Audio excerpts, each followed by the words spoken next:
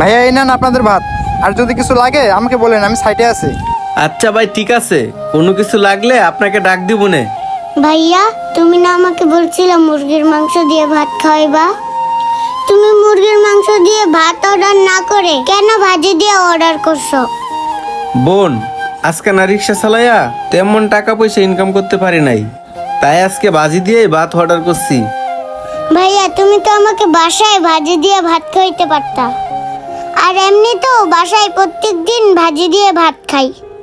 আরে মেয়েটা না কত আশা নিয়ে আসছিল তার ভাইকে নিয়ে হোটেলে মুরগির মাংস দিয়ে ভাত খাবে বলে। তোরে কেন হোটেলে নিয়েছি তাহলে শোন বোন, তোরে আমি 1 সপ্তাহ আগে কথা দিয়ে রাখছিলাম তোকে হোটেলে নিয়ে এসে মুরগির মাংস দিয়ে ভাত খাওয়ামু। হ্যাঁ ভাইয়া, বলছিলা, কিন্তু তুমি তো তোমার কথা রাখতে পারলা না। বোন রে, কই রাখতে পারি নাই, তোরে তো বলছিলাম আমি হোটেলে নিয়ে মুরগির মাংস দিয়ে ভাত খাওয়ামু। মুরগি না নিতে পারছি তো কি হয়েছে, সবজি তো নিছি। হইছে ভাইয়া, থাক। তোমাকে আর আমাকে মিথ্যে সান্ত্বনা দেওয়ার দরকার নেই।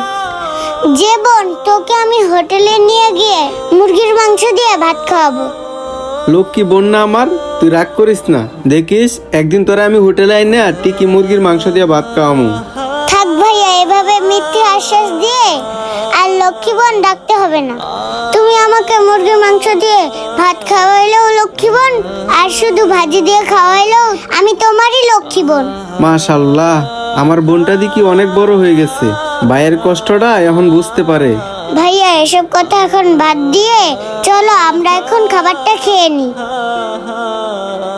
একটা কাজ করি, এখান থেকে 2 প্লেট মুরগির মাংস নেই, নিয়ে গিয়ে ওই দুজনকে দিয়ে দেই। আর তাছাড়া মেয়েটারও অনেক আশা মুরগির মাংস দিয়ে ভাত খাবে। ওদেরকে মুরগির মাংস দিয়ে ভাত খাওয়ালে আমার হয়তো বা একটু লস হবে, সমস্যা নেই। মেয়েটা মুরগির মাংস দিয়ে ভাত খেতে পারলে খুশি হবে।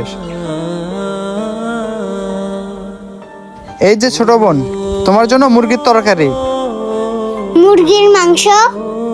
ভাই, আমি তো মুরগির মাংস অর্ডার দিই নাই। জি ভাইয়া, আমি জানি তুমি শুধু ক্যাশে ভাজি দিয়ে অর্ডার দিয়েছিলা, আর এই মুরগির মাংসটা আমার তরফ থেকে আমি তোমাদেরকে দিলাম। আর ছোট বোন হয়তো বা তোমার কাছ থেকে অনেকদিন ধরে মুরগির মাংস দিয়ে ভাত খেতে চাইতেছে, কিন্তু তুমি মনে হয় খাওয়াইতে পারতেছো না, তাই এই মুরগির তরকারিটা আমি আমার তরফ থেকে তোমাদেরকে দিলাম। তোমরা এখন এই মুরগির তরকারি দিয়ে ভাত খাও। ভাই, বুঝলাম আপনার তরফ থেকে খাওয়াইতেছেন, কিন্তু এটা যদি আপনার মহাজনে জানে তাহলে তো আপনাকে অনেক বকা দিবে। হ্যাঁ, আমার ভাইয়া ঠিকই বলেছে। আপনার মহাজন জানতে পারলে আপনাকে খুব বকা দিবে। কি বললা ছোট বোন? বকা? আমাদের মতো গরিবদের আবার বকা শূন্য অভ্যস্ত আছে। সমস্যা নেই ছোট বোন, তুমি এখন এই মুরগির তরকারি দিয়ে ভাতগুলো খাও। ভাই, তোমাকে একটা কথা বলি, কিছু মনে করো না। বোন তোমার কাছ থেকে মুরগির মাংস দিয়ে ভাত খেতে চাইছে, তুমি হয়তো বা খাওয়াতে পারতেছো না, কিন্তু সে তো আমারও বোন হতে পারতো, আর আমার কাছে তো সেম আবদারটাও করতে পারতো। তাই ভাবলাম আমি না হয় ভাই হিসাবে ছোট বোনের চাওয়াটা পূর্ণ করি। ভাই আর আপু, এত কিছু ভাইবো না, এখন মুরগির তরকারিটা নিয়ে ছোট বোনকে খাবারটা খেয়ে দাও, সাথে তুমিও খাও। আর মহাজনের কথা বলতেছেন, মহাজন যদি কিছু বলে আমি বলবো নি আমার বেতন থেকে মাংসের টাকাটা কেটে রাখতে। বোন, আমি তোমারে গোস্ত দিয়ে না খাওয়াইতালে কি হয়েছে, রিজিকের মালিক তো একমাত্র উপরওয়ালা। দেখো, কাউকে না কাউকে দিয়ে তোমার মনের আশাটা পূর্ণ করছে, আর কার রিজিকে কি খাবার রাখছে সেটা একমাত্র উপরওয়ালাই ভালো জানে।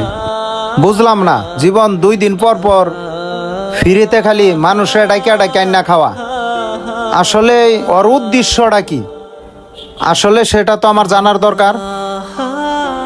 আচ্ছা, আমি ওর কাছে একটু যাই, জিজ্ঞাসা করি আসলে বিষয়টা কি। যাই হোক, এখন তুমি এই মুরগির মাংসটা দিয়া ভাতগুলা খেয়ে নাও।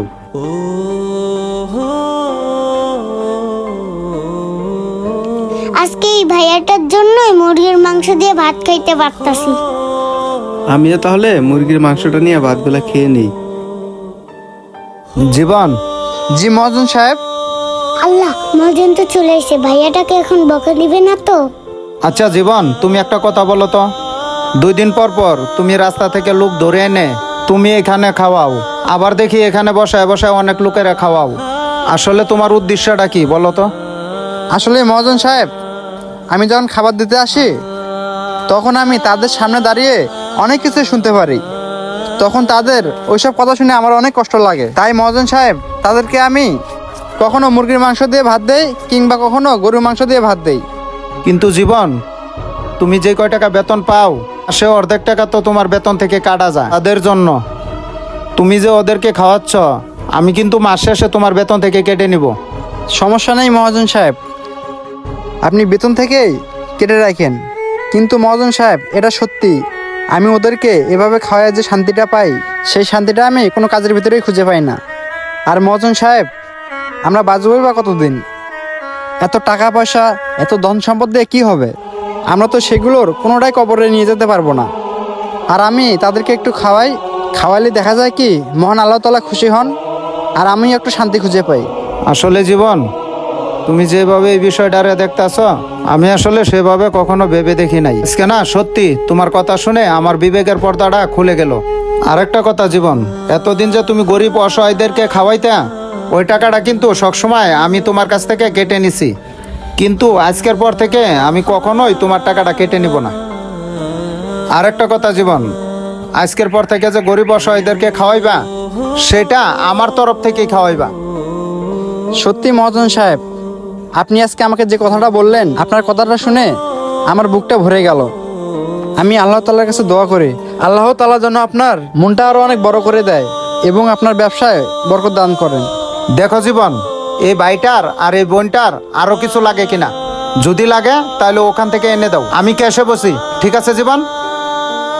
আমাদের বর্তমান সমাজে এরকম অনেক লোকেই আছে, তাদের ইচ্ছেগুলোও তারা সব কিছুই কিনে খেতে পারে না। আমাদের ভিডিওটি ভালো লাগলে অবশ্যই শেয়ার করে সকলকে দেখার সুযোগ করে দেবেন। ধন্যবাদ সবাইকে।